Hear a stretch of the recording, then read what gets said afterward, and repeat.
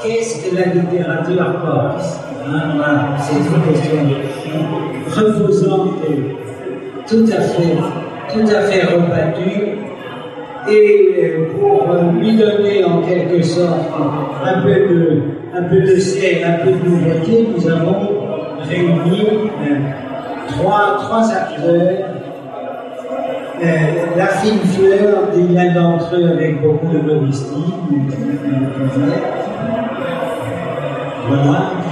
Et moi, je leur ai demandé, avec la commission de la littérature de Consigne d'Yalim, nous avons pensé que ces trois intervenants seraient susceptibles d'illustrer ce qu'est la littérature corse, à la fois dans sa volonté, dans sa productivité, oserais-je dire, en même temps que dans sa complexité. Parce que c'est bien un aspect important de la question que de réintroduire là aussi de la complexité dans un débat qui apparaît souvent comme réglé d'avance. Chi gira literatura corsa, a literatura corsa e quella che parla di corsa, chi ha literatura che è detta in lingua corsa. Bref,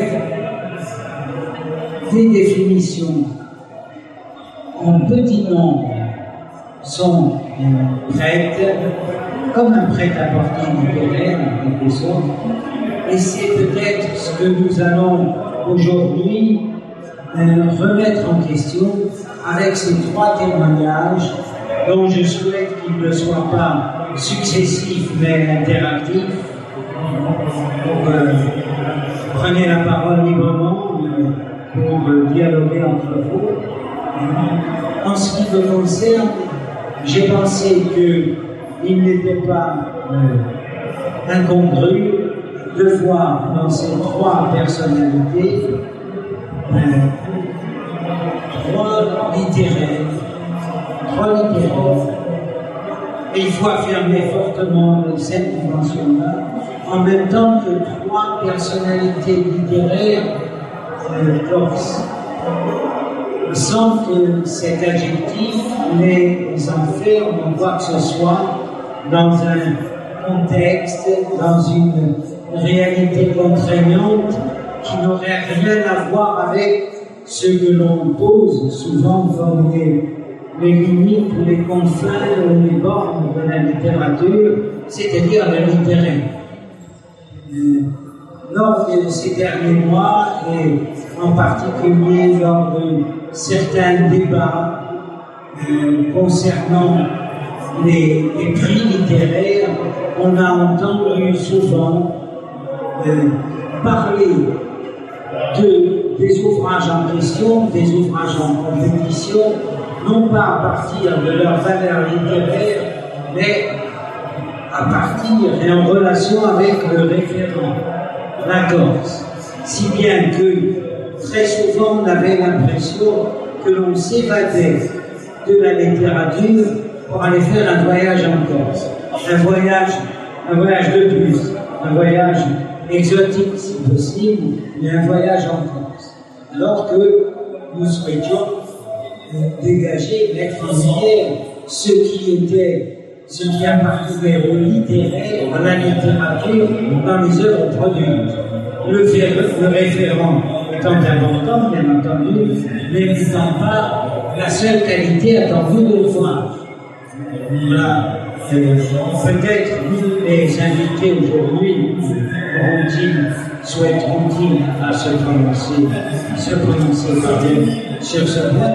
Mais je voudrais dire qu'aujourd'hui, c'est un peu l'envers de ce débat que nous avons, puisque nous vous supposons d'emblée corse. Et donc vous avez à prouver les uns et les autres que vous appartenez à la littérature. Et pour complexifier encore la chose, moi je vous présenterai tous les trois comme des acteurs sociaux. Tu vois, je disais ce matin, et à propos de Jérôme Ferrard, on parle du concours régional. Le concours régional. Oui, oui, vous êtes un bon co-régional. Bon, très bien. Voilà une annexion supplémentaire de la Corse. La Corse a inversé le bon tour. Mais je dis en même temps que ce soir, Jérôme Ferrari est co-réalisateur d'un film qui sera donné à Ajaccio. Co-scénariste.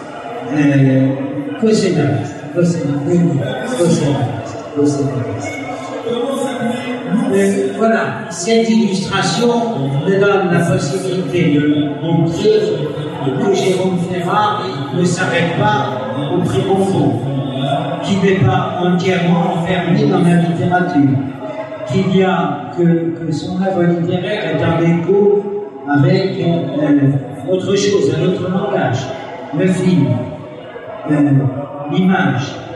Il y a dans l'écriture littéraire, il y a quelque chose qui ouvre vers un autre univers. Je me tourne de l'autre côté de cette assemblée. Je vois Jacques Fouzy, qui est un poète, mais qui est un poète aussi de l'oralité d'une certaine manière. Il écrit, mais il écrit aussi comme la chanson. Il est, je crois même, un des paroliers les plus féconds du chantier aujourd'hui. Je vois au milieu de ces deux personnalités littéraires, je vois Jean-Guy Tarabonne, qui est connu pour être un leader politique, je crois, qui est un jeune docteur en littérature, et qui, par ailleurs, est un acteur social ou qui entend réinsérer la littérature dans la société, unir la société à travers la littérature. Alors j'ai l'impression que ça fait beaucoup de complexité. Je voudrais me demander, messieurs, si vous pouvez apporter un peu de clarté dans ces débats. Qui commence? On va commencer par évoquer la complexité chère à Edgar Morin pour la définition de la littérature. Moi, je dois dire que pour les gens qui ont un certain nombre d'années de vol comme moi dans ce domaine, on est passé de la simplicité à la complexité. À notre époque, les choses étaient relativement simples, me semble-t-il. À notre époque, je veux dire il y a 40 ou 50 ans à aujourd'hui, on disait littérature corse, c'est le corse, la langue corse. Mais récemment, dans le cadre de nos débats de l'Assemblée de Corse, il y a eu effectivement, on a tourné autour de cette question de la définition, comme si adjoindre l'adjectif corse à la littérature semblait la rétrécir un peu. C'est un peu, je pense aussi. Bien entendu, la littérature n'a pas besoin de qualificatif. Mais c'est une question qu'on pose régulièrement. Et j'étais il y a 3 semaines à Marseille, invité par la Fédération des Corses de Marseille, où la première, j'ai fait une petite conférence, une petite causerie sur mon dernier bouquin qui s'appelle Écrire en Corse, et qui d'ailleurs a été intitulé maladroitement par l'éditeur Vinci, Écrire en Corse, ce qui fait que je le trouve de temps en temps dans les librairies à la partie des méthodes d'apprentissage, alors que Écrire en Corse c'était une histoire de la littérature corse, dans une collection très connue qui s'appelle 50 questions. Bon, alors on a même posé cette question. Alors j'ai dit, écoutez, j'ai en 2 mots sur les philosophie, mais j'ai raconté une anecdote, il en faut un peu. Je rappellerai que lorsque nous avons fait soutenir notre première thèse à l'université, je te souviens, début des années 80, d'une étudiante qui était une dame, qui était une retraitée professeure d'anglais, Angela Marie Garducci, qui avait comparé Péchanguille, qui est un des héros de la littérature corse, peut-être le premier, avec Mark Twain, un des héros de Mark Twain, qui s'appelait Huckleberry Finn. Alors je prononce peut-être mal, mais elle trouvait qu'il y avait effectivement entre ces 2 héros beaucoup de similitudes, beaucoup d'intérêts, les rapprocher, etc.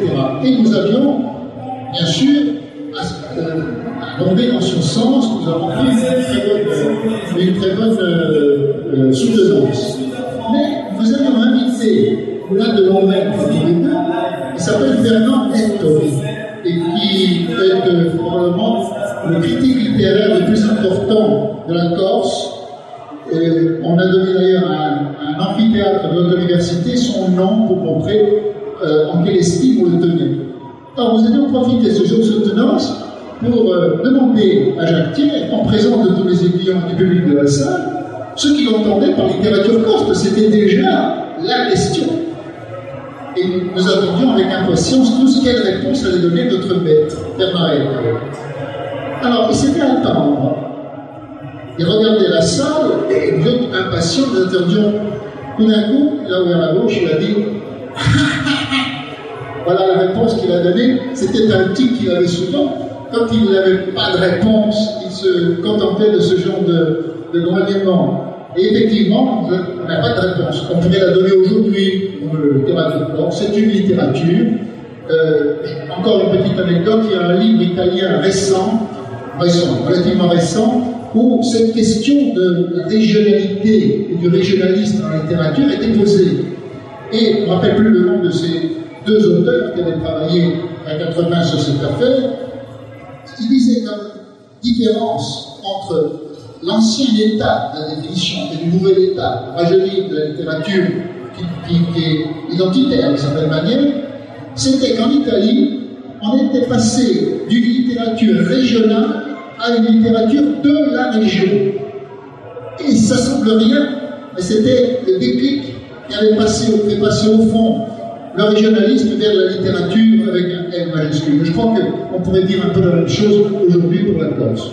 En ce qui concerne Jérôme, bien sûr, c'est notre concours auquel nous sommes très fiers. Eh bien, quant à moi, tu peux dire que je suis un concours de la parole chantée. Ça n'existe pas encore, c'est encore, hélas. Je crois que c'est une question qui est envisagée de manière méthodique à un moment donné parce que ça pose quand même la question du voyage du texte, parce que nous avons une représentation du texte qui est insérée dans l'écrit vers d'autres langages. Et la question que je posais tout à l'heure, l'allusion que je faisais tout à l'heure au travail de Jérôme Ferrard du côté du cinéma n'était pas une question superficielle de mon point de vue, parce que j'y retrouve aussi, toujours en lisant le même article du Corse Matin, je retrouve quand même une scène de la sociabilité villageoise qui est bas. Je rencontre encore des personnages qui ressemblent fort à des personnages du sermon sur la chaîne de Rome. Ils y ressemblent fort parce que c'est le court-métrage, c'est simplement l'avant-dernier chapitre du sermon sur la chute de Rome qui a été extrait et transformé pour pouvoir tenir tout seul. Qu'est-ce que tu as à dire pour ta défense? Parce que quand même, tu sembles avoir eu, avec la consécration du concours, quelque chose comme le coup d'arrêt de cette histoire-là. Pourquoi ce besoin de revenir sans cesse là-dessus? Ah, mais je ne reviens pas du tout sans cesse là-dessus, c'est le contraire. En fait, le scénario était écrit avant le roman. Parce que à l'époque où j'ai fait le scénario avec Frédéric Farouche, d'ailleurs, ce n'est pas exactement passé comme ça, je préciserai après, mon roman n'était pas du tout construit, je mets cette histoire-là, elle était. Et je l'ai simplifiée pour qu'elle puisse tenir dans un court-métrage. Donc, j'ai proposé une ébauche de scénario à Frédéric, et puis c'est lui après qui l'a enrichi en la pensant plus dans l'image, parce que moi j'ai beaucoup de mal à.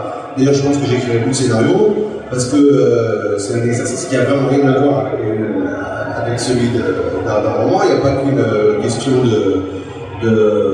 la question du style ne se pose pas du tout, parce qu'il faut décrire le plus simplement possible ce qu'on va voir. Donc reste la dramaturgie pure, et il faut penser en termes d'image, ce que je suis incapable de faire. Et donc c'est Frédéric qui a rajouté la partie du. Mais ça a précédé le roman. D'abord une plaisanterie, qui a raison de t'arrêter, sinon on va commettre une vie en cours, il y a un portefeuille, et puis d'autre part, pourquoi, comment voyage cette inspiration entre la Corse et le style? parce que tu viens de le dire, tu te prononces délibérément pour un travail sur le style, ce qui paraît faire la différence pour toi entre les deux langages, c'est la quête d'un style. Non, il y a un style en cinéma aussi. C'est pas du tout. Voilà, il n'est pas. Je pense qu'il y a très visible qu'il y a un style en cinéma. C'est pas la même chose. C'est une autre manière de travailler. Et c'est à laquelle moi j'ai pas accès. Je vais pas chercher à avoir accès. Avoir une idée d'histoire, c'est une chose, mais une idée d'histoire, ça fait ni un scénario ni un roman. Il faut un travail supplémentaire. Mais pour le roman, moi ça va, mais pour le scénario, je crois que je vais arrêter, je ne vais pas insister plus. Et pour le contexte, alors, le contexte corse, quelle prégnance a-t-il, quelle valeur a-t-il, je veux dire explicitement? La mienne. Est-ce qu'il est accessoire? Ah non. Est-ce qu'il est fondamental? Et comment te positionnes-tu, si tu me permets d'être aussi total, par rapport à la question, est-ce que je l'ai fusionné tout à l'heure, la littérature corse, qu'est-ce que c'est et quel est le rapport avec la langue? Alors j'ai eu l'occasion de m'exprimer plusieurs fois sur le sujet, notamment sur des blogs ou des trucs comme ça, et alors j'ai toujours constaté avec un peu de douleur que j'arrivais vraiment pas à me faire comprendre, donc ça va me donner une occasion supplémentaire de pas faire comprendre ce que j'ai envie de dire là-dessus. Alors, je veux d'abord signaler aussi le contresens pour moi. On fait des citations courtes. Comme j'ai dit une fois que l'expression littérature corse ne me plaisait pas avec un développement comme ça de 20 lignes derrière, m'expliquant pourquoi, et on a extrait la phrase en disant que pour moi il n'y avait pas de littérature corse, ce qui signifiait d'ailleurs la qualité de traître avéré à la culture qui voulait aller. Donc le moment de la réhabilitation. Aller se gaver au râtelier germano-pratin sans le moindre scrupule. Et donc ce qui est important, c'était les phrases d'après. Et un adjectif, pour moi, comme ça, il n'a pas du tout, qui semble être un adjectif qui est local, il n'est pas entendu à un moment donné du développement historique de la même manière quand il y a marqué littérature corse, littérature allemande ou littérature française. Parce que quoique le terme soit construit exactement de la même manière, on sait très bien qu'il y a des connotations qui ne sont pas les mêmes, du tout. Et que la manière qu'on peut être entendu, pas par moi évidemment, l'adjectif corse, quand il est mis dans la bouche d'autre, il peut avoir, sans qu'il soit besoin de le dire, une très très forte connotation folklorisante. Et évidemment, ce que j'aime pas, c'est la littérature folklorique. J'ai rien du tout contre la littérature corse, spécialement moi quand même, qui peut dire, difficilement dire, si on a lu ce que je fais depuis 10 ans, que la Corse soit un décor ou un prétexte de mes fictions. C'est l'élément fondamental. Voilà. Et donc, si les connotations liées à l'adjectif changent, et à mon avis, elles changent, bien, tout va bien, il n'y a pas de problème. Et j'ai rien contre l'appellation de littérature corse, donc ça pose évidemment, comme à chaque fois, des problèmes de définition. Mais je remarquez pas plus que littérature française, par exemple. Hein, qui semble clair et qui est aussi très difficile à définir. Voilà, c'était ma position. Alors, évidemment, il va de soi que si on prend un critère technique, comme celui de la langue dans laquelle la littérature est écrite, on fait disparaître la difficulté. Puisque là, on se retrouve avec deux groupes bien identifiés de textes, dont les uns sont écrits en corse et les autres pas, et voilà que les premiers font partie de la littérature corse. Bon, évidemment, c'est très simple, mais c'est pas très satisfaisant. C'est pas très satisfaisant, puisque le critère linguistique ne doit pas suffire, et puis il n'est pas dit non plus qu'un texte quelconque doit appartenir uniquement à un groupe, il peut appartenir à plusieurs ensembles, en fonction des aspects qu'on veut faire ressortir. Très bien. Voilà l'élément, vous serez sollicité tout à l'heure. Peut-être demander à Jean-Baptiste ce qu'il pense de ce débat, lui qui a été mis en cause tout récemment et qui a été surpris flagrant délit de contradiction entre son option politique déclarée et son interprétation de la littérature corse, naviguant à travers au moins 3 options linguistiques possibles. Je voudrais juste faire une parenthèse, comme je suis le seul à habiter à Abu Dhabi, j'aimerais bien qu'on me recontextualise ce qui s'est passé pour que je puisse comprendre de quoi on parle. Alors, en 2 mots, et tu compléteras.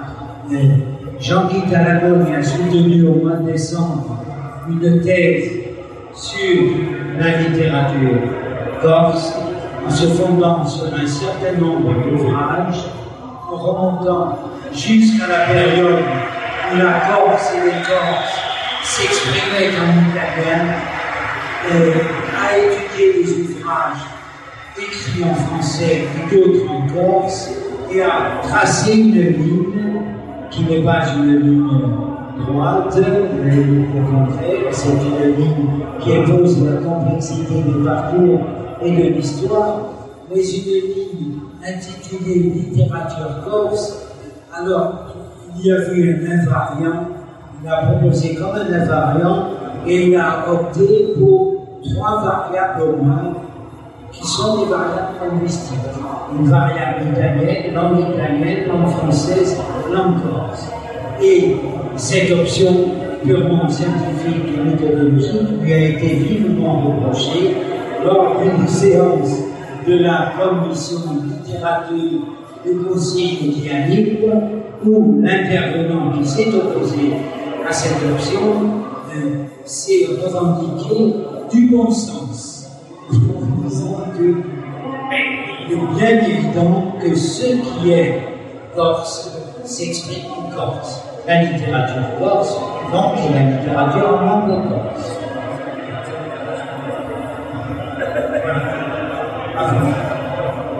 C'est vrai que, bonsoir, c'est vrai que ce reproche qui a été fait à la seule commission était d'ailleurs formulé par quelqu'un qui est très loin des idées que je représente en tant que public, donc ceci dit entre parenthèses. Donc c'est un petit peu le monde à l'envers, ce que vous disiez, et je ne comprends pas que vous puissiez intégrer dans la littérature corse ce qui n'est pas écrit en langue corse. Alors, c'est vrai que, comme le dit à l'instant Jean Foussine, c'est vrai que la littérature n'a pas besoin de qualificatif, c'est vrai, mais en revanche, les pays, eux, ont besoin de littérature. Et Ismaël Tabaré le disait clairement, les petits pays ont besoin de littérature plus que les grands, parce que les grands, ils ont d'autres moyens. Alors, pour nous, la question n'est pas sans intérêt quand même, parce que c'est sans doute pour un auteur qui a une reconnaissance aujourd'hui internationale, eh bien, sa défense à faire sa littérature comme littérature. Ça va, je prends le point de vue. C'est très important. Alors, la question, qu'est-ce que la littérature corse? C'est vrai que pendant très longtemps, et pour les gens qui soutiennent, que la littérature corse, c'est la littérature de langue corse. C'est vrai, ça n'est pas satisfaisant, c'est le nouveau que je partage, parce que ça ne permet pas d'intégrer les auteurs du 19e et du 18e, qui sont très importants en Corse et qui s'expriment en italien, des ouvrages considérables qui ont été écrits pendant la période colombienne, qui sont des ouvrages politiques, qui sont aussi des ouvrages littéraires. Au 19e, Salvatore c'est quand même pas, ce qu'il a écrit à négliger, c'est très important pour la littérature, et donc ça ne paraît pas très intéressant d'exclure ces textes en langue italienne. Et aujourd'hui, au moment où nos auteurs corses en langue française accèdent à une reconnaissance qui va très largement au-delà des frontières de la Corse, et ça serait véritablement quelque chose d'un petit peu incroyable que d'exclure ces auteurs, comme je le fais, qui accèdent à cette reconnaissance internationale. Ça n'est pas la littérature corse. Personnellement, j'ai introduit le point de vue que c'était la littérature corse. Alors après, il y a d'autres écrivains et anthologistes comme Yacine Bianco, qui dans les années 20, lui avait placé dans son anthologie, qui est remarquable doublement, tous les écrivains qui avaient des origines corses, des ascendants corses. Ça, on voit bien que ça n'est pas le plus satisfaisant, parce que ça n'est pas parce qu'on a eu un grand-père que l'on n'a pas connu qui était d'origine corse, que si on a vécu ailleurs, qu'on écrit la Corse dans sa littérature d'une certaine manière. Alors c'est vrai que c'est aujourd'hui très contesté, si on ne peut pas compliquer, parce qu'elle est remarquée.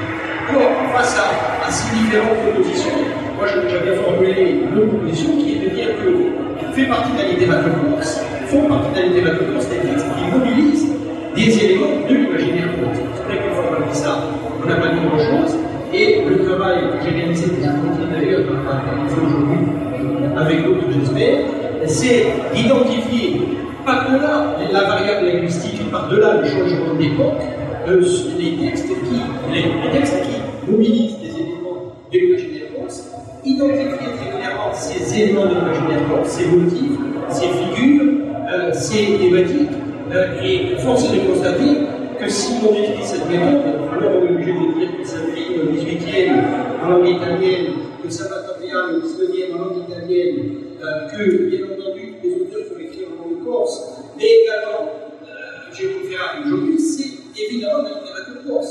Le sermon sur la Chute-Rome, c'est évidemment la littérature corse, ça mobilise de manière évidente des éléments de l'imaginaire national, et qui font partie véritablement du royaume, des éléments de notre imaginaire. Donc, c'est une proposition et d'un débat, même si nous ne pouvons pas se noyer dans le débat, il faut dire, et qu'il faut aussi, il faut écrire, parce que la littérature, c'est la vie, et la littérature, on y cherche quelque chose, la vérité de la humaine est allée dans la littérature, ça fait intéressant aussi pour la politique. Je crois qu'il faut travailler, il faut écrire, il faut lire, et puis accessoirement, de temps en temps, se demander, eh bien, c'est tel ou tel texte, est-ce que c'est véritablement de la littérature qui va être qualifié de corse? Parce que c'est vrai, encore une fois, que si pour l'auteur, ce n'est pas essentiel, pour la Corse, c'est essentiel de pouvoir revendiquer le texte de beaucoup, parce que nous sommes très fiers, depuis mon cours à Jérôme Ferrat, nous tenons à réaffirmer que c'est de toute évidence de la littérature corse, et donc de la création là-dessus. Oui, moi je voulais justement aborder dans le sens de ce que dit Jean-Pierre à l'instant. Il a fait allusion à un certain nombre d'auteurs qui, dans l'histoire très ancienne de la littérature corse, des écrivains, puisque le livre de Livia Grob, la célèbre anthologie, c'est Dictionnaire anthologie, des écrivains corses. Il y en a une autre qui s'appelle de la littérature corse, c'est Mathieu Gémal, qui est lit la station corse. Mais la grande, c'est qui est publiée en 1926, qui a été rééditée en 1983 par l'édition Siennos et les derniers d'Ajaccio, est un balayage très large des multiples langues qui ont illustré la littérature corse, entre guillemets. Il y a évidemment Salvatorial, que cité, avec ce célèbre Theodomachie, qui était, elle, lui tout à l'heure, on disait que le livre de Guerrazzi n'avait pas été recensé par quiconque des critiques français, alors que le livre de Theodomachie avait même reçu des louanges de Lamartine. Donc voilà, c'est la même initiale. Bon, et ça veut aussi, en latin, bien sûr, des Constantitis, de Pellegrini, bien sûr, c'est le premier historien, voilà, le vieil Maurice, bien sûr, vous savez, très connu maintenant. Il y a même un écrivain corse, qui était professeur à Edinburgh, qui s'appelait Chiara di Fumo, qui a écrit l'essentiel de son œuvre en anglais. Et tout, il ne se revendique pas de la Corse. Puis après, il y a eu ce dérapage autour des années 1880, où un journaliste du Petit Bastier d'époque disait, ce que tu disais à l'instant, il voulait classer les auteurs en fonction de leur origine ou de leur situation plus ou moins en distanciation par rapport aux Corses d'origine. Et cité par Paul Valéry, qui est considéré comme Corse. Les Corses, j'avais écrit, lui, les Français, que le Corse est un peu de... Vous voyez, le genre de choses, ils sont assez étonnants. On écrivait une lettre à Valéry, Paul Hardy, qui était le grand critique de l'époque, d'avant permettre des cités d'anglais, et qui écrivait à Valéry, à l'occasion d'un congrès des écrivains régionalistes de l'époque, et écrivait « Nous savons que vous êtes notre honneur, etc. » Et l'autre, malin, et toujours un peu bizarre, disait « Mais je viendrai finir mes jours, etc. parce que mon père était, etc. » Bon.